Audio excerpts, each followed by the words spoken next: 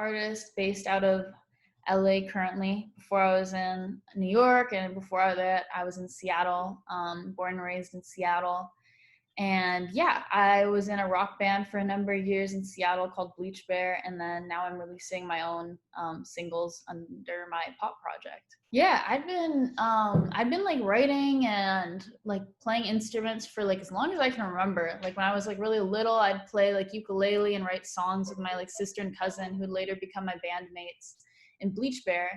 And so it was always just kind of like something I was into. I don't even remember how it started. Like I'm sure that like my dad, he's a big music guy, and so he would always show me things like old concert footage and like play me like old albums. And so I'm pretty sure that's how I kind of like got acquainted with music, was through my dad. But it like since I was like in kindergarten, it was always kind of like what I knew I wanted to do. I would say I think the thing with art is that it's so subjective. So there's always going to be people who like what you're doing, and there's always going to be people who don't get what you're doing, or people who think it's boring. Like you get like at this point, I've gotten so much feedback back on my stuff from different people and at different points in like my music career that I'm like very confident in that the fact like you're never going to please everyone. There's always going to be people who are like, oh, your music's really boring, or your voice sucks. And there's always going to be people who are going to be like, you're the next big thing. Like this is like incredible. So you just have to like learn how to make music not to please other people, but like make the music that you want to be doing yourself, so that when you hear these like this feedback on whatever kind of art you're doing, you're not shaken. You still know like I'm on the right path, because this is music that I believe in. Yeah. And I think that's the only way you can really field all that criticism is being confident that what you're making you think is fantastic. I'm gonna ask you, who's your favorite artist? Like, I know probably you're like, oh, I like my music the best. Nah, I guess like someone who I think is really cool is I really love Rosalia. She's like an artist out of Spain that started out doing kind of like flamenco music, and now is more into like mainstream reggaeton music. And I really love her music. I was excited about it. I mean, I think like the process of it took so long that like I recorded it in like February of like 2 years ago, and then like it was like months and months, like I don't know, February, March, April, May, June, July, August, like 7 months or so, like after I had recorded that song that it came out. So it was a long process. So I mean, like by the time the song came out, like I was not like emotionally like attached to the song, but like but it was great. And like now it's been even longer. It's been like over a year since like I wrote that song. But it's great seeing everything that's come out of it, and that's what I kind of love about music, is that you can take like hard experiences or painful experiences and turn them into something beautiful. Yeah. I mean, first you need the music. So I would say like it starts out with like just making, like practicing your instruments, practicing your songwriting every day, practicing your singing if you're going to do that, whatever you're going to do music wise.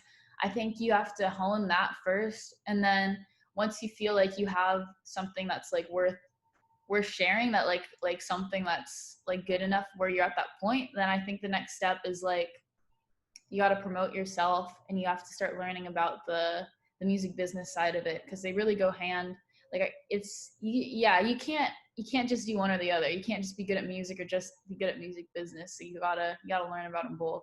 Currently I'm working, so I have a remix of Lisbon coming out January 12th, and then I have some songs that I'm going to finish up while I'm in Seattle, hopefully, so that I'm hoping can come out in like February and March. So yeah, just working. My goal is to have like a song out every month or every 2 months. So just been like working on those. I want to like, I really want to take it slow, because I feel like once you drop an album, like that's so much commitment and that's so much work. And like, since it's, yeah, so I really want to like just keep releasing things until I feel like I've hit exactly like where I want to be in music, like the kind of music that I want to be making. Cause I'm still exploring different sounds and stuff. So once I feel like I really nailed like exactly what I want to do, that I can commit to a whole album of it, then yeah, for sure. I have a lot of different goals. I want to get Lisbon to 1 million streams. I want to get my monthly listeners on Spotify up and my followers on Spotify. I'm very much one for like mapping out exactly your goals. So I have like numbers for everything that I like want to hit. But also just like collaborating with other artists. I really want to do that.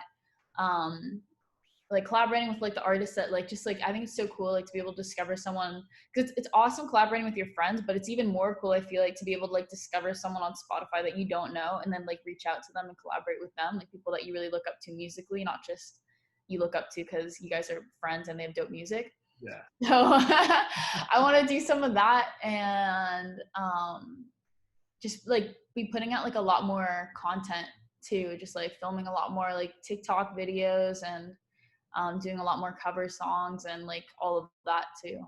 I'd say the biggest motivation is, I mean, I think it's all, I find motivation in people who like believe in my music, like the, like people like you, like complimenting the music. Like I think I like that, that's kind of my motivation. It's like just getting like seeing the reaction and seeing what your music can do for other people too. Like whenever people message me and they're like, I really like Lisbon, like I've been like streaming it like nonstop, like those are like that's my motivation. I mean, that's just so rewarding that you can make music that like other people actually listen to. Like that in and of itself I feel like is good motivation.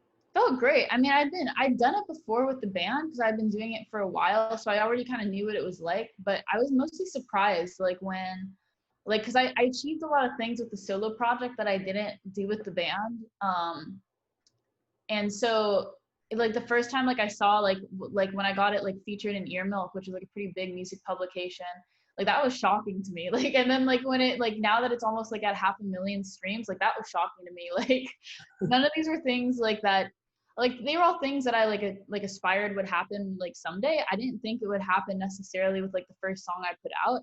So for me that was like it was really surprising, honestly, because I wasn't expecting it, because I mean like I'd done, because I think I mean you can easily do music and have it not go nowhere, but you can easily put out a song and have it like never even hit 1,000 streams or something like that. And I wasn't sure if that was what it was going to be like. Like I really had no idea. And I'm very realistic with things, so I was like, that might happen. Like maybe I'll release this and I'll just get like a few thousand streams and like whatever, people forget about it.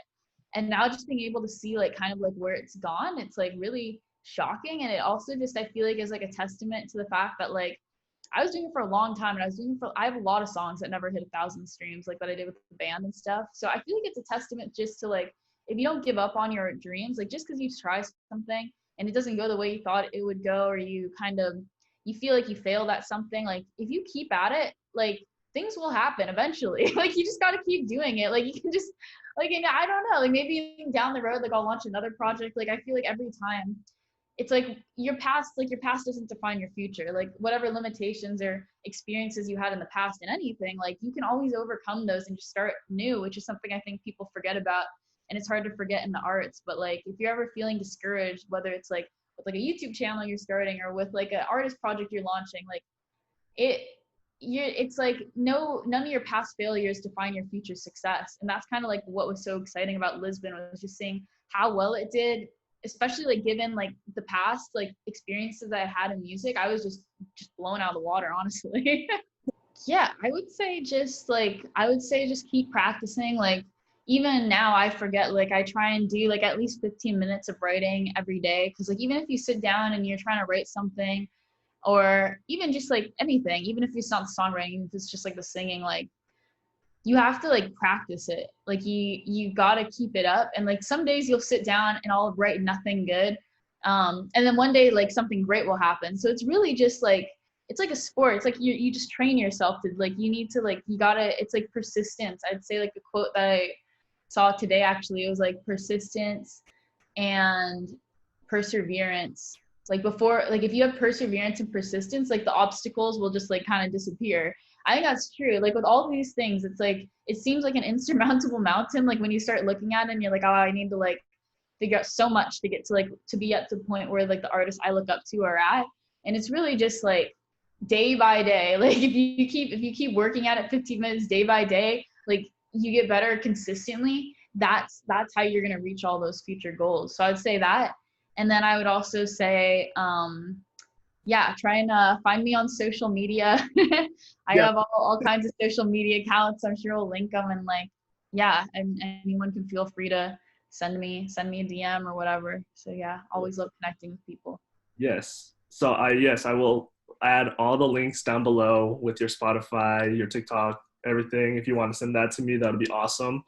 Yeah. But other than that, thank you for your time. It was amazing meeting you, and hopefully we stay in contact. And I'll keep you updated when I drop this video. Fantastic. Yeah, thank you. What up, you guys? Thanks for watching. Much appreciated. I just want to say thank you to Tigerlily and all her insights on the music industry. Make sure you go follow Tigerlily. I will link all her Spotify, TikTok, Instagram down below. Go hit a follow for her, and make sure you listen to her new song 22 Below with Brian Chin, both Seattle people. So that's pretty cool. And I hope to see you guys comment down below what you guys want to see in the future. Any content you want me to put out, make sure you tell me so I can do it. Thank you guys, and I will see you all later.